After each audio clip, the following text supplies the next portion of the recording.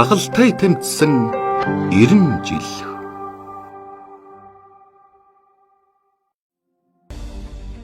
Эрүүл явах эрхэм баян.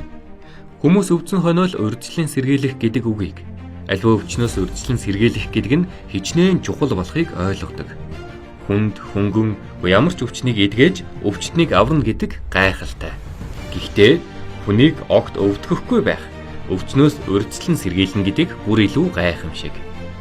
Маш өндөр хариуцлагатай, цаг минут бүртээ уралдсан эдгээр гавьяатай эрхмүүдийн нүр их хүч хөдөлмөрийн үр дүнд та, би, бидний улс үндэстэн эрүүл аз жаргалтай амьдарч байна.